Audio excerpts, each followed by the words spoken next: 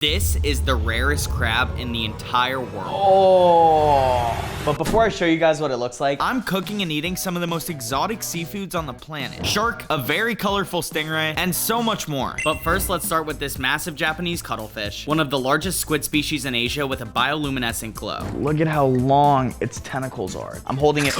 Oh, that scared me so bad. The reason I'm so excited about these is because their diet mainly consists of crustaceans. And because of that, they're gonna have a very sweet meat. And it's so interesting, as you touch him, he's changing colors. He's really trying to display his threat techniques. What I'm gonna do is I'm gonna take my fillet knife and cut him right along here. Because cuttlefish rely mainly on their camouflage in the wild, being invisible has become second nature to them. But once they're dead, all of those camouflage cells relax, causing the squid to lose all of its color. And if you're lucky, you might even find the ink sac. How do we feel?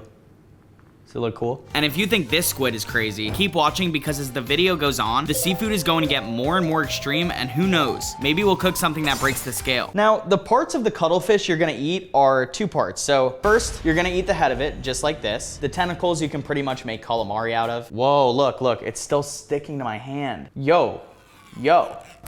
That was crazy. The second part you're gonna eat is the outside of its head. The process of filleting a cuttlefish is pretty inky, so we're gonna skip to when we actually have the meat. We're gonna start by picking your favorite seasoning. I'm going with lime leaf pepper salt, ground black pepper, and Korean chili powder. Now you're gonna go in with your favorite stuffing. I'm going with fried rice. Roll it up like this. Nice. Okay, beautiful. Because cuttlefish meat is gelatinous, it takes no time to cook at all. After just 5 minutes, it was ready to eat. We're gonna go ahead and cut it right down the middle, like this, and like this. And now to taste my first meal. All right, here we go. As you can see from my very descriptive reaction, I have some thoughts. Okay. Knock the cuttlefish off the bucket list. This is one of the coolest seafoods I've ever tried. Only thing is that I'm not sure I'm gonna be able to get this ink off my face very easily. 4 out of 10. This next one can take a finger off of me, so I have to be careful grabbing it. Oh my God. That was terrifying. That thing is flexible, man. That thing is super flexible. He's gonna try to get me. We had to get everything needed for our recipe, but that's a lot easier said than done when you're dealing with a live shark. Thank you, Mr. Shark. I feel bad, man. We donated the remaining meat and we're left with all the ingredients we needed. We've got their dorsal, pectoral, and anal fins. We're gonna get our shark fins into a very aggressive boil. Once your fins are in, you're gonna go ahead and cover it up. The fins will eventually boil down to only meat and tendon, which means it's ready to be put into the ramen. Boom, boom. We're gonna be putting in yellow peppers, red peppers, and spring onion. Let the shark fins simmer with all the other ingredients, and then you're ready to be served. Gonna start out with the broth. This is what the shark looks like. We're gonna try a piece of just this. A lot of cartilage in that. Not gonna lie, the shark kinda blended in with the ramen. I could hardly taste it. Final note, needs more shark. 3 out of 10. This next sea creature is debatably the prettiest one we're gonna see all night. Into my big box of sea creatures. Whoa. Oh, let's see, does this guy have a stinger?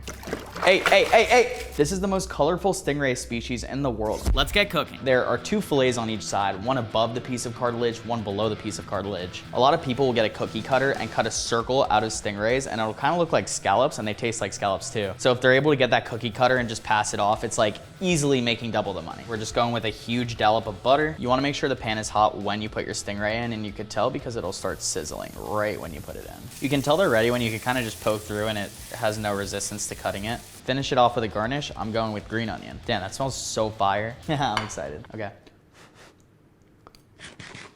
Stingray is probably some of my favorite meat because it has so many striations throughout it, making it super tender. I'd totally eat this again. 7 out of 10. I'm happy to say that this one doesn't have a chance of hurting me, but it is pretty bizarre. But before we cook this snail, I've got a message from our sponsor, BetterHelp. Ever since I started making YouTube videos, it's been a constant sprint between filming, editing, and making sure everything is perfect for you guys. Something I struggle with is balancing my work and personal life, especially when I'm trying to stick to such a tight posting schedule. In the past, this has caused anxiety and in some instances, like full-blown panic attacks. Something that's helped me get this anxiety under control is therapy, and BetterHelp makes it very easy to start. Just fill out a questionnaire and you'll be matched with a therapist in as little as a couple of days. And there's no risk because if you don't like your therapist, you can get a new one at no extra cost. let BetterHelp rule your anxiety so you don't have to. Click the link in the description or visit www.betterhelp.com/Kratka for 10% off your first month of therapy. Now back to cooking a snail. Into my big box of secrets. Oh!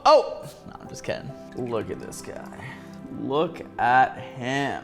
This snail is reminiscent of a conch. It's absolutely massive, okay? It's the biggest thing I've ever held. A cool fact about these snails is that the shell grows with them throughout their entire life. So they start pretty small, and then before you know it, they become these monsters. The only way to get it out of its shell is by boiling it, and that's why we have a pot of water right over there. I've got a very aggressive boil going on right now. After letting it boil for 10 minutes, it's ready to be cracked.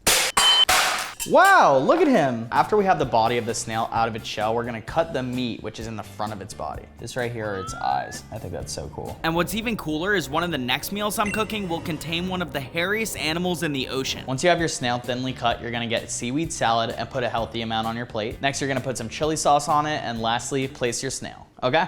This is the bite we're gonna do right here. Has snail, has seaweed. Let's give it a taste.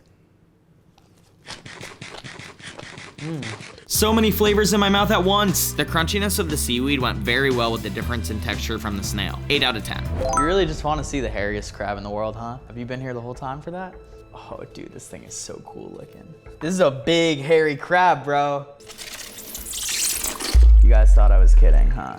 Ow, ow, spiky hairy crab. Whoa, this thing is so hairy, bro. It has hair coming out of its legs. It has hair coming out of the bottom of its body, out of the top of its body. It literally even has eyelashes, okay? So the thing I'm most curious about is I really want to see if I could shave this thing. Okay, so we're just gonna flip her upside down. We're just gonna see if it works.